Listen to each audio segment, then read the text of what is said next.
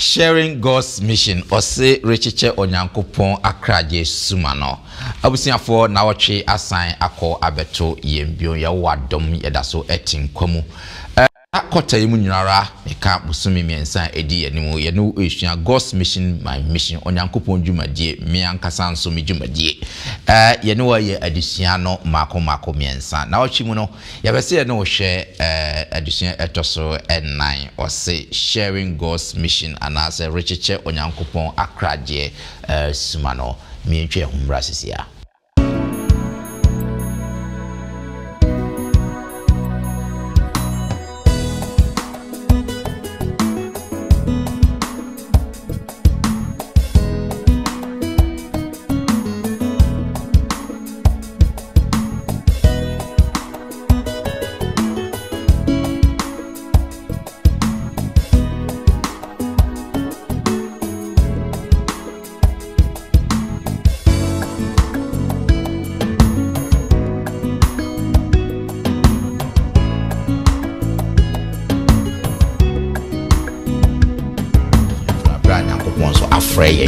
Say ye finance no enkono ye betumi ahwe Abraham na yesua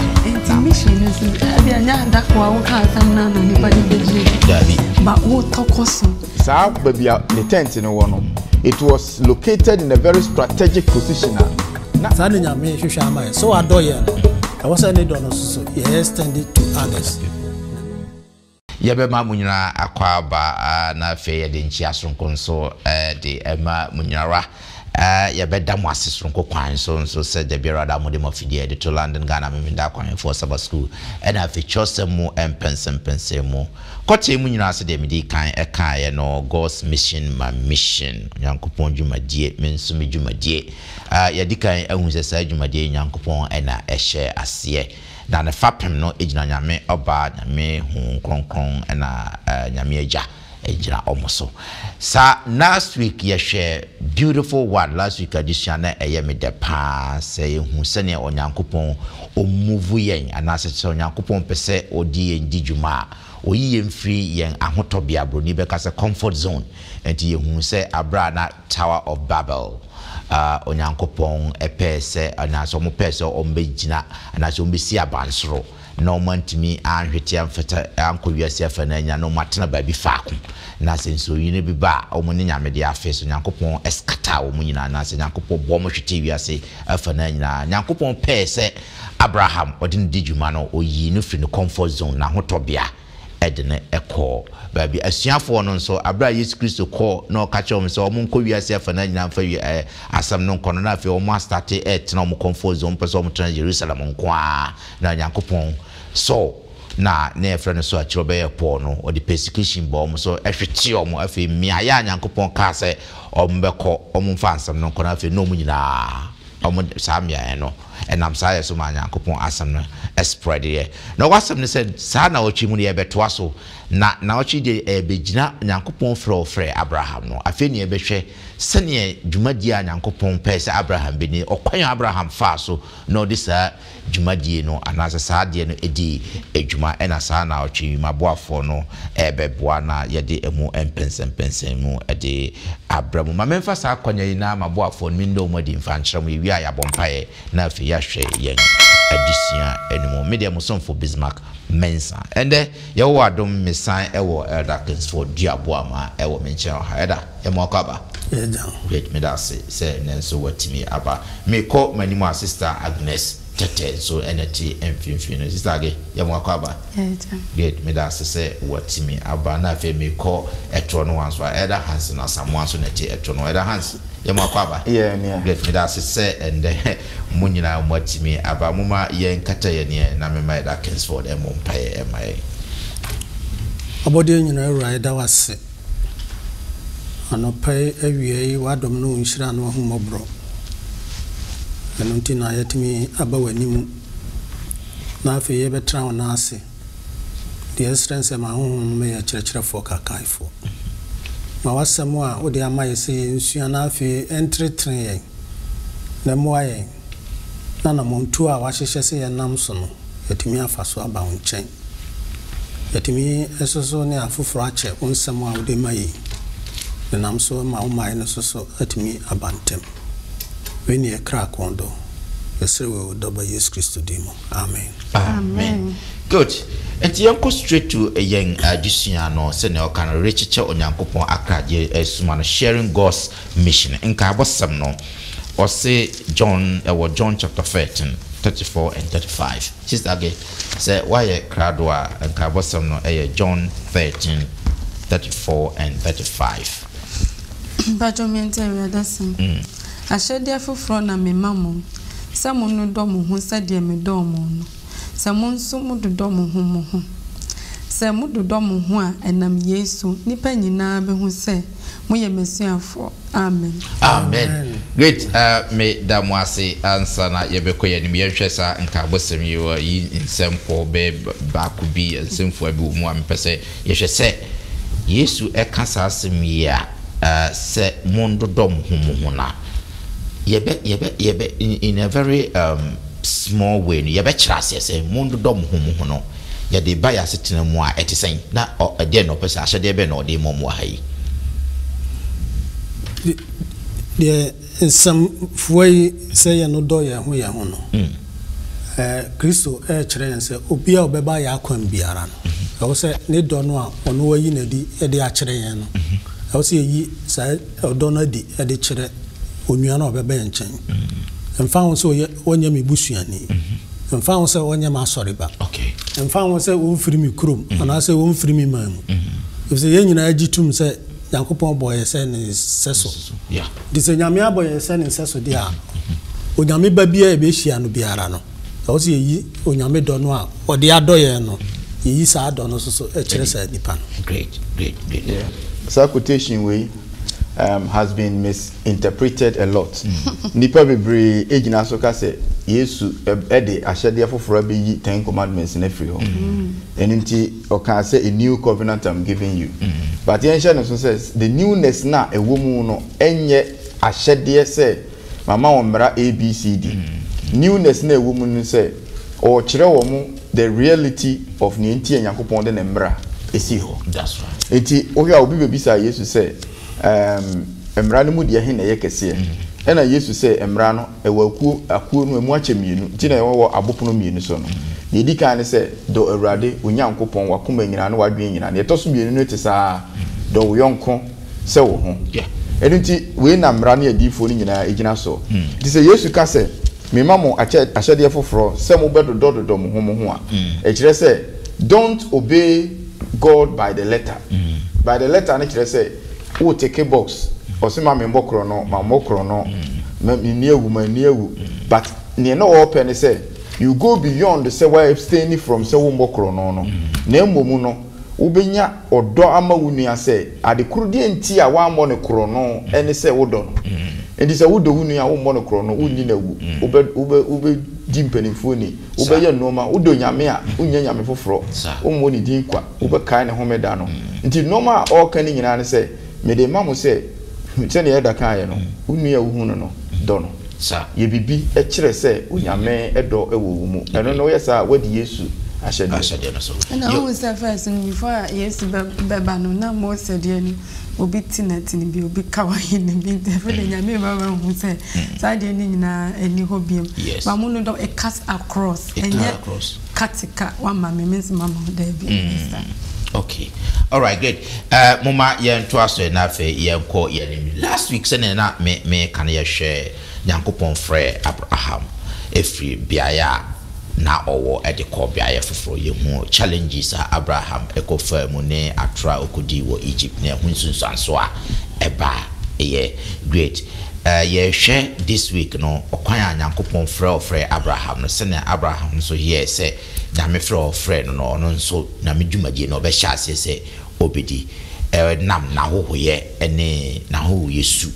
na odi edi Onyankopon esubai odidi Onyankopon dwumadie ne ye hwe eno na ye hu adesua ye betimi asua frɛ abra Nyankopon so afrɛ yen se ye mfa ne nsɛm no enko no ye betimi ahwe Abraham na ye sua no na ma Nyankopon nsɛm no atimi akɔ babie e wose ekɔ the first of all ye hwe Genesis chapter 18 verse 1 to 5 ye hwe nie ewo ho no Genesis chapter 18 verse 1 to 5 na Awurade yi ne ho kyerɛ Abraham mamre pomo na ɔte ne ntoma dan pono ano awia ketee na ɔma n'ani so hwɛ na hwɛ barima baasa bɛgyina ne ntintin so na ɔhu wɔn no ofiri ne ntoma dan pono ano tu mmirika kɔhyia wɔn na wɔkotow fam kaa sɛ Awurade sɛ manya w'anim adom a mesrɛ wo nsa ne wako ahonkɔ ma menkosa nsuo kakra bi mmra na monhokro mu nan ase yes na mo ahome dua yi ase moanya abefa mo akoa moanya befa mo akoa nkyɛn merekɔma kofa pan no kakra maba na mo de adwudwo mo akoma na enu akiri no mo akɔ na wɔse yɛsɛ de waka yi amen amen eti me show yɛhwɛ Abraham a ahoho bi a twam kɔ omuba bi a mo ahohoye edian na yebetimi asua free de Abraham aye in terms of ahoye ene Nyankopɔn dwumadi a wɔde amaye yo minia Bismarck ene adofo senia preamble no bae na se de animu no bae no yehu se ye de Abraham abrabo ye case study ama yen so say yibetimi aye onyame na sempatria na se na nkwaje no eno nti bia yesua for Abraham ho abedrei for the sake of time no let's stick to baby question ya be because background and say ohwe quotation na anase nyitu osema ye kenkan ye no a o say na Abraham ete ne ntumadan ano awia kete ti enonkoa no in itself no madafu bi o ya o say we nkoa ye say mo enonkoa ye say ya kete no ye say mo bako but senior the bi aveka no say e bia woni nti a ye twero no ho eti first of all say yeti ase say it was quite unusual it was no say we are say we are not talking about London, we are not talking about USA, we are not talking about even in Ghana because baby ana Abraham on a desert so Middle East now we say we are enye nemri ayaye tiles ne adie bebre no na we are ne bo a mfuturo etu na we are no very scotchy yes but in normal at the normal circumstance no enka akokora to say Abraham sabre ne enka say no wadi over about 90 years or so or 100 years obekwa akopɛ shelter bi ewu inside ana say nnua bi ase atena wo say no ote ne tent no anim nia etie ne say eba missioner what na Abraham suban say sa babia ne tent no wo no it was located in a very strategic position na ahoho a etwamu ewo saa ekuro na ekura no ase nyina no saa babia na Abraham tent no no eho na na omofa whether say na na by default and as ya sheda ye kwan bi ato no we don't know but ohwa na Abraham suban say saa bre no mu no otatena ho for a purpose number 1 no ekire say yen so we need to avail ourselves strategically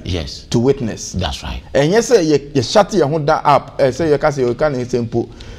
because say mire bi na omo ka say I asafu bi asori bi omo koje eyi a omo ko nwuram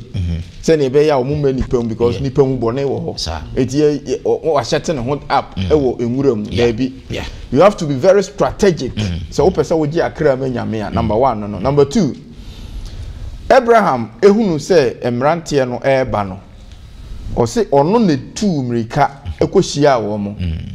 na ohwe wo mo na ase ena o say o say miwura nom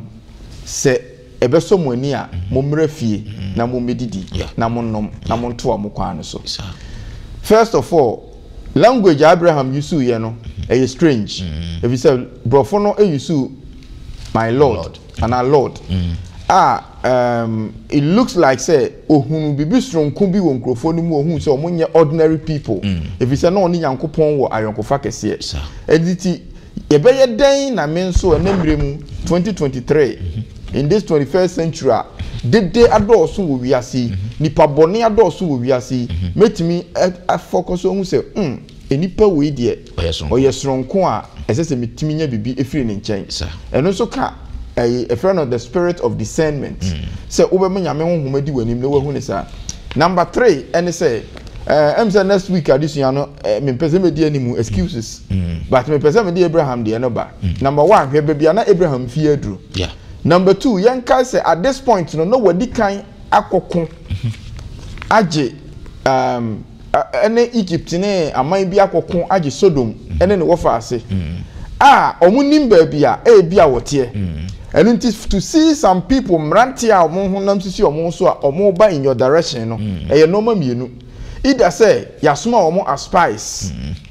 ye ba behwe wo Abraham a woni ye nkokon ye no ye ba be kun bi ana say ye no ye be revenge it is a we Israel ni na hu say obi a oye stranger mranti miensa ba wo betu America koshia wo mo ana excuse and ka obenya excuse wa wonko but Abraham didn't look at all this opekwan bi obetimi dia fa so a witness aya adoye etinam last one me dey ka ho ne say the hospitality aspect no eye nia Ellen White ka kire yen efa akraje ho o say Christ's method alone can be successful in witnessing. That's right. He saw the people's need. He had sympathy for them. Yes. He mingled with them. That's right. He provided their needs and he bade them follow me. Yes. Yesu kwanon kwa na yebetimi de age akra ma na ye. Yes. Ohunu enipa no ehiade. Oni won eka bo mu ye adwuma. Onya ahumobro ma won. Na oye won mu ehunam ehu ade ni ma won mu. Na owie ye no ka se ye den munni machi. But ye de ne aye in reverse order. Ye pese onipa no bra but ne yese ye de boa no ye nye. Ti yensua bibi mfiri Abraham ho say he did not look at normal na ebeye problem ama no but ne na wo na dwen mu an say enipa wo mo bai eye desert time ewiabo ekom de wom sukom de wom ese say mema wo mu bibi di na mo to wo mo kwan so but na onimu say na eye nyame abofo na omo eba ne nchen yo good me that say opening hands and say what church yemu sa abusiafo Abraham su e wo say yesua efa dwumadia onyankopon enu nyankopon frɛ no wa hyase no nti yehwɛ no na fe yesu ahwɛ ne ebitimi asua afremutin it ties with the monodom because no names ankrofo no and so oya omo papa no ewe ne yaka gide for asem ne din mo e beba mu bi great excellent yen to aso na yen hwɛ ahase so Abraham ahohoye akyede no na yahwɛ no afei so yen hwɛ Abraham ne do a woma obiara nso sene ono nso oda na di in terms of nyankopon for ne mission nyankopon e de share enensa no yehwɛ Genesis chapter 18 hona verse 20 to 24 no wahuri akan 32 and 33 20 to 24 Erade kan say Sodom ne Gomorrah so ntiam Sodom ne Gomorrah so ntiam muso na won ne bone ye durududu nti mesa ne makohwe se wa yese de ntiam mu a eduru mencha ne tie no a na se enti sa mehunu na emerima no dane won ani free hoko Sodom na Abraham de na odaso gina Erade animara pacham nikosi se 24 no na Abraham tri ben bisa se ubepra otinini ni obonefo abom egu ana se bia se atinenefo aduonu mu kro no mu a anka ubepra won egu a atinenefo aduonu ma wo mu nti won fa kro no hu ncha won ana amen na 32 na 32 na waka se ma Erade bu mfu na mekasa ba ko peyi bia ubehunu edu wo ho na wose edu nti mensae ho na Erade ne Abraham kasa na Awurade ne Abraham kasa wie no kɔe na Abraham sane ba ne fie. Amen. Amen. Great. Intino ye hwɛ saa ahoho ya Abraham ye omo sa na dia on mission. Omo kwakɔ ɛsɛ Sodom and Gomorrah. Yenim se ne Sodom and Gomorrah so se ne no bɔne pempen so no akwa akudina ahana ye hu se Abraham wo bageni on behalf of Sodom and the Gomorrahans say Nyankopon ya nipa 50 or starting from 50 up to 10. Not just say the whole of Sodom and Gomorrah no nipa 10 be anyhow motene.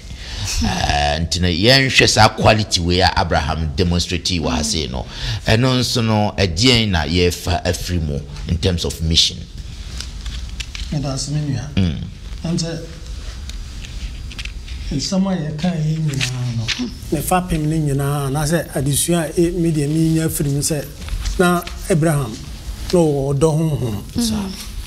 so or Dohom, no, away more. And on your coupon mission, no, or the mamma, no one. You bet me the energy, aye. See, I share Genesis 18, no, ye can, verse 2, I mean, about can and my, or say,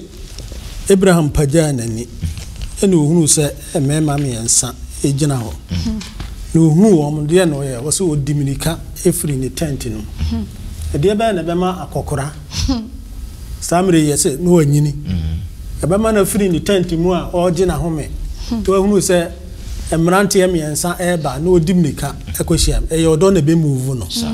sa odo ya ene emrante wona wo motena ase na afi omudidi ye no mukasa ye no onyankopon yi na adwen si se omukọ Sodom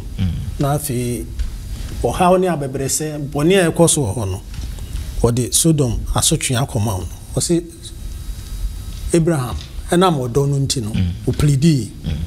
o startini onyankopon baage se ba bia wo kwekura wonya nipa aduenum wo ho a 50 wo ho a nti wo be se no so de o ka ye na e ba ya o se enum kura wo a kakuro no ye nse no adisua ba ko amesa nya firim se e de na ma Abraham otimi ni onyankopon di san kita ho no enam se ahobrase ne obuo ana se reverence a wo ma onyankopon no nyankopon so ene ni nya san kita ho die ne eyi sa ani so adi huni ana se vision ana se anamontua intention no e de kire na ba bia me hu asema ye kan ye ni fapem no pa no 18 ni 19 no nse no nyankopon ahye Abraham bo se Abraham mfiri ni krom na wotwe atwam adesua no mfiri bia wote wonko manya wonim so obema na asefo no ayeden ado aha onyankopon se me kan bo se seeing that Yankopon na ekan yo me the 71 and the Lord said, shall I hide from Abraham that thing which I do, seeing that Abraham shall surely become a great and mighty nation, and all nations of the earth shall be blessed in him? For I know him, that he will command his children and his household after him, and they shall keep the way of the Lord to do justice and judgment, that the Lord may bring upon Abraham that which he has spoken of him. Yes. Nti ho na onyankopon da sa no ma ye de kire no. Nti Abraham odokese a no wo e ma onyame ne afoforo.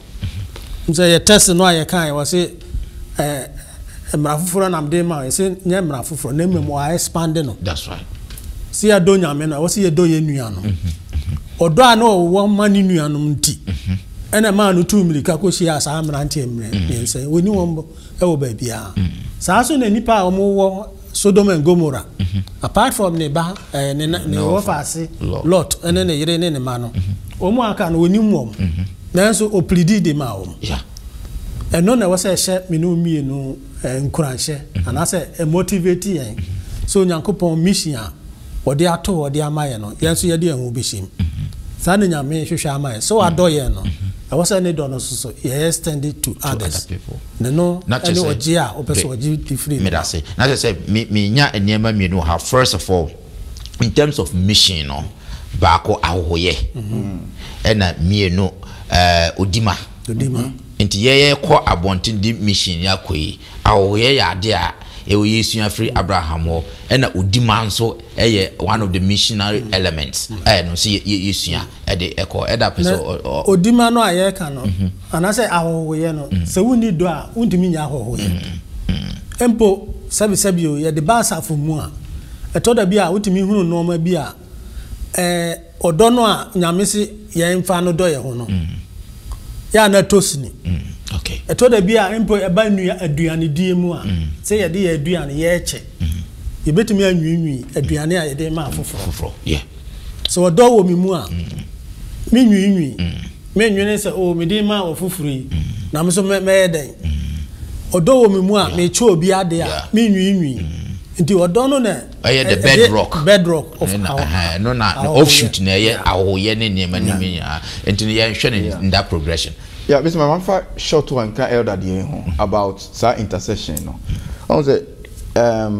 naturally you go back to Abraham. Yeah. The main problem was anka nipa ye wo and say Abraham as a senka wunya wo time e Sodom and Gomorrah. Number 1, or no Abraham send ya elder can ye no. Or commanding the fear after the Lord. But the opposite is the people. Grofo no saano omo etie. Okay. Enti ebeye den nanka naturally nka obi a wo feel say we are treneni na nkrofo we are the bonyefo no. Uhu wo omo say omo be yira omo nyira.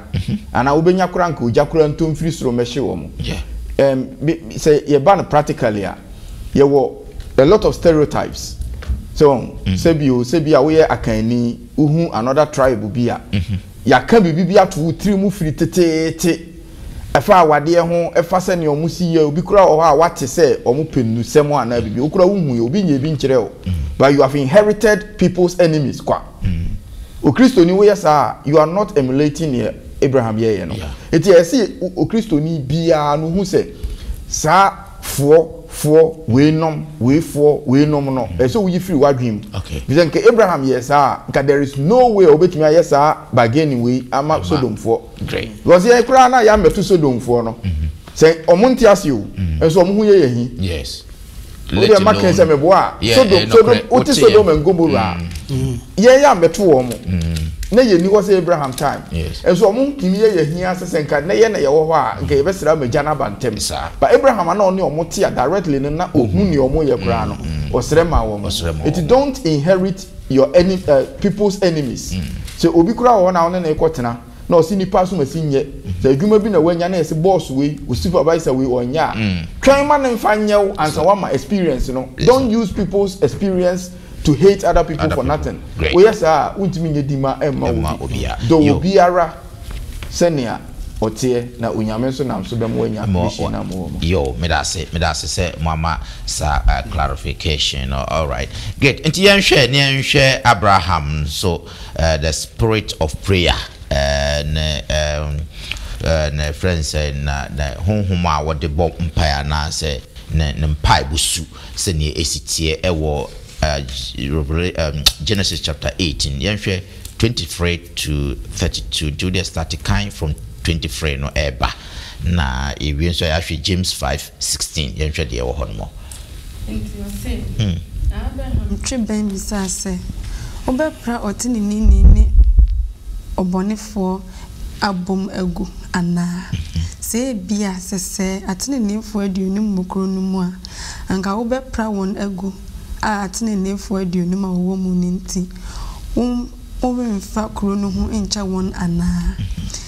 ye impare wo se obedi sa asem yi se obekum otini ni oboniye ni afra. Great. Itifaso anako James 5:16 monkeka monfum so nkyerɛkyerɛ mo ho na moyiyi mpa ye mema mo ho yes na wasamo yade onipatine ni adesra emu ye din betimi aye nioma bebre amen. Great. Enti ye pese ye hwe stag one now kan ye na yen show the power of prayers and of intercessory prayers sana etie wo hwe se na Abraham mpaya na odina Sodomfo yi abo ama Nyankopon na Nyankopon de omubone ache omu ye de bane de hwe yi missioner etisen Okay, say a better surf baby I didn't see and although montina of course yes I didn't. Nana December who say I had to say yes to yes Christo or Gina Yentamani Janin Tama or Dimano Abraham Gina and Tamudima so the Nugomoria for now any concert or yes or their home brass here at Tokoso because dialogue Nicosi 50, 40, about 30, and I got 10 and about 5. Yes. About 8, I think. And or course perseverance or general course of Pompey. Yes. And the mission is that was some nana and but what talk also any who brass here and in Bible Yamian a beboa. And see. Yen to me and yen yamia jumana yen yina mumpire mafo. Be cranka. Lord, ya me and me and saving it Abraham ne above for now bossa and commona ama or JB ama majunuma. Yes. And ka omumpa nyankwa.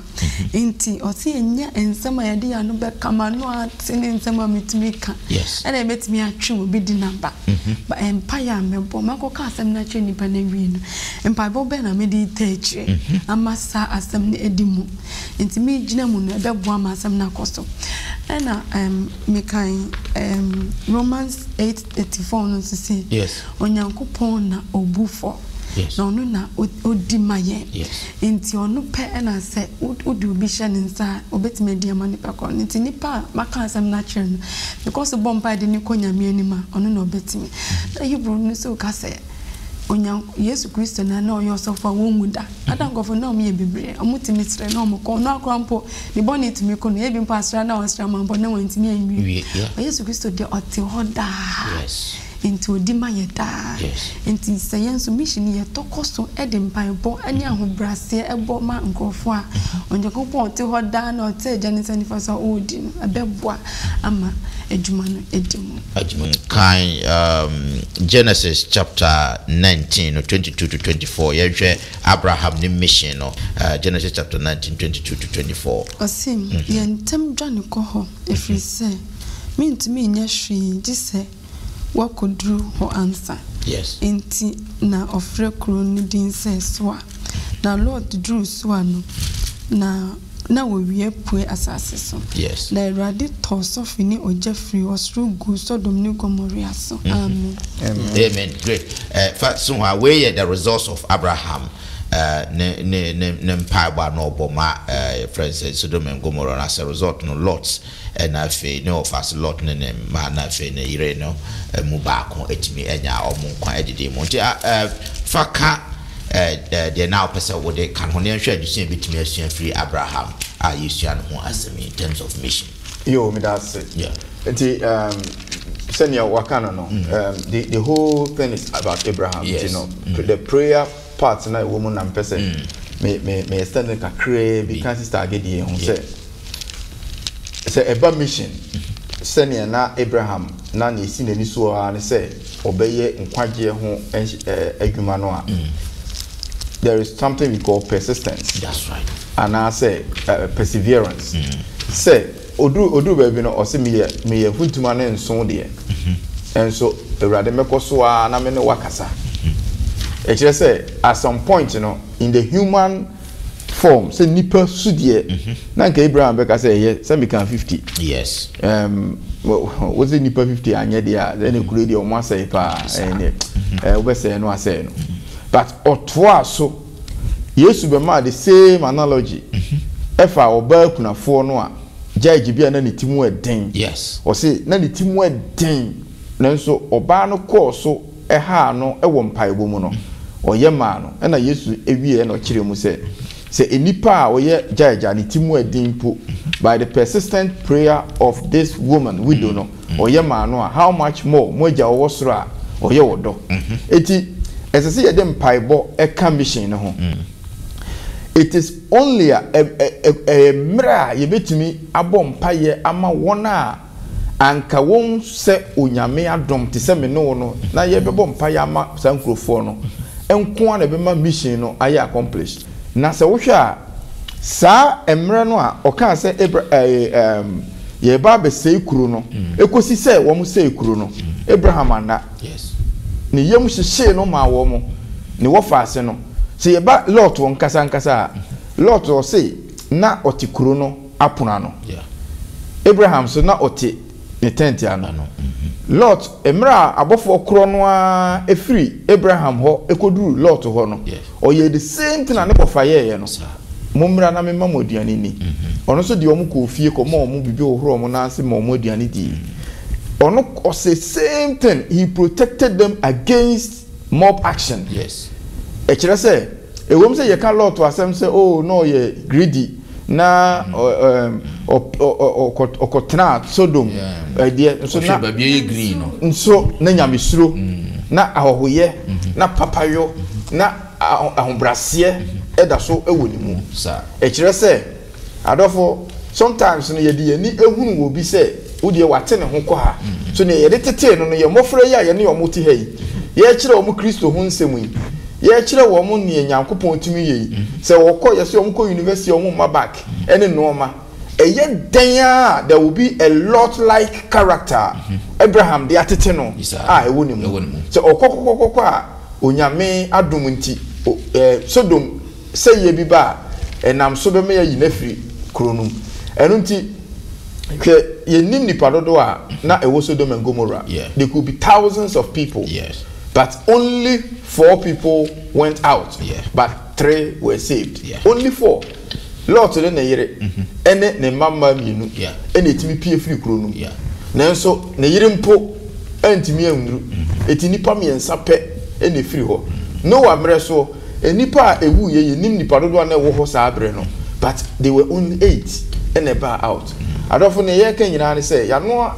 din ya ni abre nyina no se ne Abraham ani bre ye no tina ye ni abre bie no sometimes we may think say oh it's okay ye nyina we biase ne yatim say ni amanfo ye bia ne say ye counter ne nyame aka nanso no if true say e jane sofe no ne atembu no ba adofo it will take only a few people omubetie na omodwane na me bompa ye say ya ye ka anywhere wutie no ye beye wona ye benya shelter afri osaye no mu na abofo no betimi de onsa so ye nsa aka say kokoduru kuro no mu ansamasei kuro no eno enti na ye ka mission ho asemu na me gidi say wa wutie me ameka no ye benya sa achefa no ewo Awurade ani great madam wase ye hwe na fe yemfa ye addition no emfa mpra da wie ye hwe the final aspect of our submission to God's will say ye jaye ho ama Onyankopon ne pe no ye hwe se ne Abraham so oye ne de ewo Genesis ehoma na babia ye kenkana Genesis chapter 12 verse 1 no ye hwe eba no sage so why crowd wa kind Erade katra Abraham say odi afiri wasase so ni wabusuamu ni wagafie kɔ asase a metre won so na meye wo oman kese na mehra wo na mama wudin aye kese na waye nhra na mehra wo na awohra wo na won awodome wo no medome wo na wo mu na mehra asase musua nyina na Abraham koi said ye Erade kasa tre no na Lot ni ni koi na Abraham free Haran no na wadi mfie adiosun. Okay, manon so ha emame me pesa particular point no Nyankopon instruct Abraham say on sorry free babia just last week ye share sa ayina ono so dio say yo sorry ekoye adusua be de betimi asua free in terms of say mission submission and a mission ayonkofa ewo muntem ayonkofa bebre wo se Abraham example ya twerɛ no ade amayen to nyame frɛ no oseko free umam oye city okay to free ho yeba Genesis 12:10 wa ehunu se pia opie ko ya no how ba mu sa nanso ogina onyame asem so egina pintin ndi ne frɛ no mu no city a woye ma Onyankopɔn no eno eka mission a onyame de amayen so frɛ ya e wo se ye city city no comes with submitting our will to God's will. That's right. Yedi ho beto Onyankopɔn ne pɛ so nse se enya ye pɛ menyi ni se me na me free efia bibia mewo ewo mu na mewo ho a me se matese onyankopon se memfiri honko empo mi amadwen mu no Abraham ko betima ka se na daye bi na me so ana se bia nipa ekura busuafo kura baka se na adwen kura na bia enye papa ada na wo fi papa mu na so free akọ man foforo so ya taasi bebre e wo yensafo mu so bi e de no ma Kristo a duba bi abusua kura timi po no ada na asafo we wo de ho ekom asafo we wo mu yesi wo mu omma unyesi omma unyesi e bia wo di ho so kwanya afa so dress wadidi mu onantie mu omde omunu se ye kama bade wo de toto Nyankopon asamu a eni Nyankopon ko tu be se wo ye nyame ye sakraye wo mu so afoforo be hunu se aha wo kwi eni se ho na wo na so enam de wanhu ni ne wati nti wo de ho beto Nyankopon asam so saa na Abraham ne call no eye ye ba na brabo mu a ye hunu se edurumre bi wone ne wo fa ase Lot. The kind Genesis chapter 11 wa ibe hunu 19 sorry 19 wa ibe hu edurumre bi asase ho omuko asase ho edurumre bi no nyame ahira wom di womo emwa womo omhwe omwa so no se wantwi iba Abraham ejayo onyankopon pem de man say Lot wa hwa asase edawe na wa choose de ope twere no me hunu se Lot di na ni bubu ya hunu ba bi a asase no eho no eye very good osi na nsuo ni ade wo ho eno na didi mu a okopie Sodom ni Gomora ho ndi nyame sa e kire Abraham se fo wani toto asase aka ba bi a wo de wani betutu bia bo hye no a onyame de ban se na asefo ebedo no osi ho that bo hye no be san bam ndi Abraham e de den otie onyankopon asem yehwe Sodom ni Gomora emrante emi ense ba ne nchen na onyam ni yi ne ho adi kire nse dwumadie sei na mekọ obo mpaye no na kire nya ode onyankopon ne pe edman ndi mission and submission no it goes together. I was here submitted to the will of God. That's right. And on a beboa ama onyankopon adwuma ode ahye me no mienu nsa no ebetimi ayede awie peye se yenya ayede yepe eya ka Abraham o hawa ba na kwamu akwamu aba no ko betimi akase oni amesa nkomachi yes onyankopon kura obosha ode ma me no emam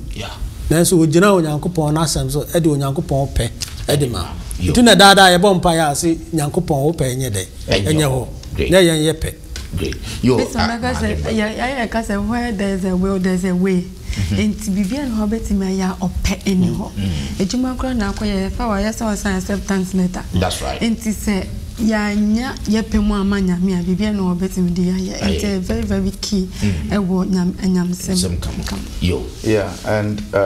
to add to near penifo aka no. And say Yankopon for Abraham na wodi 75 years. Nenkwan na wodi na asase su nyina no. Wodi 175 years. From the time when Yame friend no, ekosi say ofiri asase so no, it was 100 years. For a whole century, 100 years old, Abraham submitted to the will of God. Odne ho share onyame ne pass without even knowing. Boshe no onyame dia hye no no, oko Hebrews ngoma no mu a. Boshe nyame hye no no, when realize ehun say asase no nie masisi adan anya ayi wo so. Yeah. He not or you took out now for still trusting the fact to say how onyame ben na wa frame me for 100 good years, a century. Na still no me de as I say be ma me de be ma me de be ma me de be ma me de be ma perseverance exactly me de be ma na still now for 100 years senka yen na nyame ahye yen bo say ne ye nyina no obehira yen na nka edi 10 years and edi 15 years aka how do we see God? That's right. Mission no say Abraham's submission to God's will was not dependent on the Nyame de bema no. The fact say we Nyame and our friend no. Because Odia Kai say your friend Abraham 75 waware na yire na omo we e na omo te ho owo nkrofo bebre okoka kire na yire Sarah say Nyankopon say yentu nko baabi. Okay, Matthias emibra yentu nko baabi ehefa wo de ka baabi ayeko o se no kura minim o se obekire me ene wadi na chi for 100 years omutu wo ha no waye ade ba ko kan ye me den se baabi na Abraham betena bia no na osi altar na osi altar no a na wa bom paye na otufiri ho a ontutu altar no etikena night na etwa ho ahia ni nyina no omo te Abraham adanse die no Ellen White in education page 187 or say omo nyina te adanse die no a omo ba be som ewo altar no so esum Jehovah eja omo abosom no be som Abraham altar no so. This is mission. Mission unconditional of what God will do for you. So when anka 100 years in Kenya de wonam me nanka 100 years nyame de me nam na me nya baabi na da bia mitu a ka meka se nyame we no onye faithful. And so Nyankopon oye faithful. Ni Abraham anamochi. Amen. Madam wase agidi for additional ayede ne to so enan no na ye de abro no ye che Onyankopon dwumadie no senior befa so ache ya hwe no ewo Abraham na yehu se Onyankopon efre Abraham no o share dwumadie na se na ode ahohoye na fe ode mpaibo ode odima mpaibo ode ahbrase na fe nso ode odo a o ma obi biara sanse mpaya na oboma sudumfo na lotu nkwa no nim no ho but obompaye edema wo nyina esre se nkanma Onyankopon ensei sa ikroniti sa mission ayede kwai o se yemfa ahoye yemfa mpaibo yemfa ahbrase na yem dodo ye ho eno na ye mantra a yede ye Onyankopon mission Onyankopon enhira mo se mode mo fidie atoa yede mo ayesa dishada sande yede de to so enum no so ede be toa mo so katwani e ba bia wo bia na me sister age enhira so emaye Penny da wasi papa sene watre ya disi ome hu Abraham abrabo boy odo awo man kofa na nkani kwanso mu don city a woye mawo ene wasema okoso kan yestro sema yenye etiefo ayefo na mayen kasa ne ensem so nyesa ona na sembo ni wiasem na opia ya anwa wo Yesu dim amen.